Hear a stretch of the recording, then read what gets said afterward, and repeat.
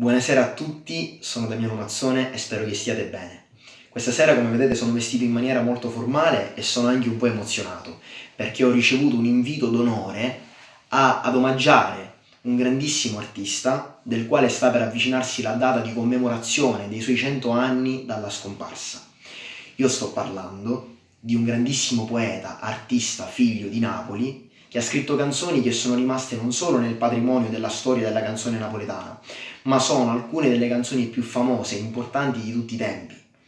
Aniello Califano, colui che ha scritto Tiemp Bell, Omare Margellin, Ninì di Rabuciò, ma soprattutto una canzone che conoscono pure su Marte, O Surdad Namurat.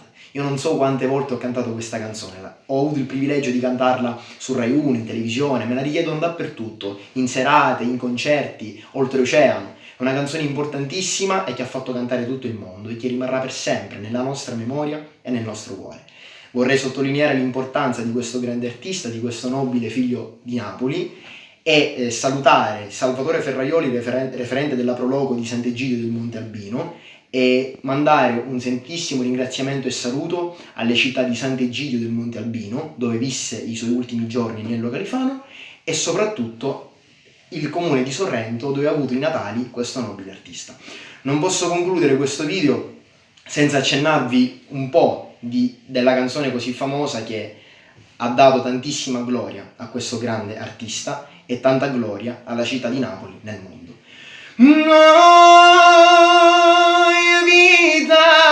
vita mia, oi cuore, chi sto cuore, si stato prima amore, o prima è l'ora di me sarrai, per